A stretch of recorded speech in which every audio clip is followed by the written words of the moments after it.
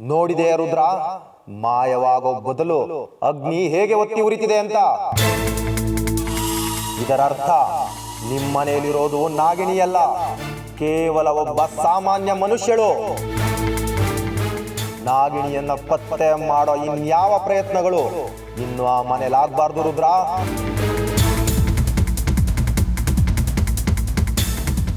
ಆಕೆ ನಾಗಿಣಿಯೇ ಹೌದಾದ್ರೆ ಅದು ಇಷ್ಟರಲ್ಲೇ ಗೊತ್ತಾಗ್ಬೇಕಿತ್ತು ಅಲ್ವಾ?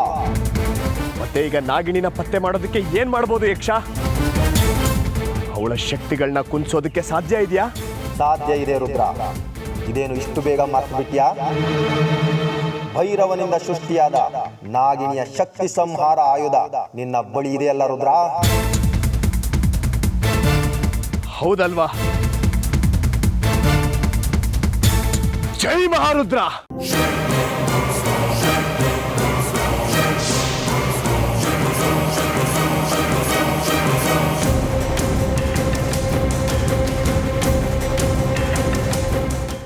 ಇನ್ನೇನು ಚಿಂತೆ ಬೇಡ ರುದ್ರ. ಈ ಆಯುಧವನ್ನ ಬಳಸಿಕೊಂಡು ಆ ನಾಗಿಣಿಯ ಶಕ್ತಿ ಸಂಹಾರವನ್ನ ಸುಲಭವಾಗಿ ಮಾಡಬಹುದು. ಆಯುಧವೇನೋ ಸೃಷ್ಟಿ ಆಯ್ತು, ಆದ್ರೆ ಆ ನಾಗಿಣಿ ಎಲ್ಲಿದ್ದಾಳೆ ಅಂತ ಹೇಗೆ ಪತ್ತೆ ಮಾಡೋದು? ಚಿಂತೆ ಬೇಡ ರುದ್ರ, ಅವೆಲ್ಲವನ್ನು ನಾನು ಮಾಡ್ತಾ ಹೋಗ್ತೀನಿ, ನೀನು ನೋಡ್ತಾ ಹೋಗು. ಆದರೆ ಅದಕ್ಕೂ ಮೊದಲು ಆಯುಧವನ್ನು ನನ್ನಲ್ಲಿ ಲೀನ ಮಾಡು ರುದ್ರ.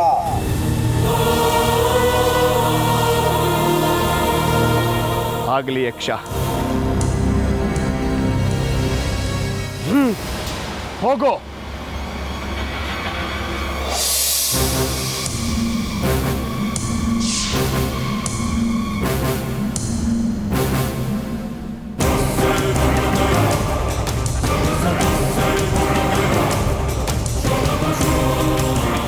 ಇನ್ನು ನಿನ್ನ ಚಿಂತೆಗಳನ್ನು ಬಿಟ್ಟು ಬಿಡು ರುದ್ರ. ಮುಂದೇನಾಗಬೇಕು ಎಲ್ಲವನ್ನು ನಾನು ಮಾಡ್ತಾ ಹೋಗ್ತೀನಿ. ಇನ್ನು ಮೇಲೆ ಎಲ್ಲವೂ ನನ್ನದೇ.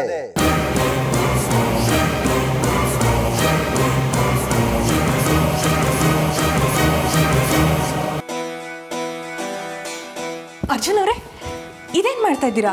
ಇನ್ನ ಸಿದ್ಧನೇ ಆಗಿಲ್ಲ ನೀವು? ಏನಂದ್ರೆ ಎಲ್ಲಿಗೆ? ಇದೇನು ಅರ್ಜುನ್ ಅವರೇ ಹೀಗೆ ಕೇಳ್ತಾ ಇದ್ದೀರಾ? ನಿನ್ನೆ ರಾತ್ರಿ ತಾನೇ ಮಾತಾಡ್ಕೊಂಡ್ವಲ್ಲ, ಬೆಳಿಗ್ಗೆ ಬೇಗ ಮನೆಯಿಂದ ಹೊರಟು ದೇವಸ್ಥಾನಕ್ಕೆ ಹೋಗಿ ಅಭಿಷೇಕ ಮಾಡಿಸ್ಕೊಂಡು ಹಾಗೆ ಹೊರಗಡೆ ಸುತ್ತಾಡಿಕೊಂಡು ಊಟ ಎಲ್ಲ ಮುಗಿಸ್ಕೊಂಡು ಬರೋಣ ಅಂತ. ಇಷ್ಟು ಬೇಗ ಮರೆತು ಹೋಗ್ಬಿಟ್ರಾ?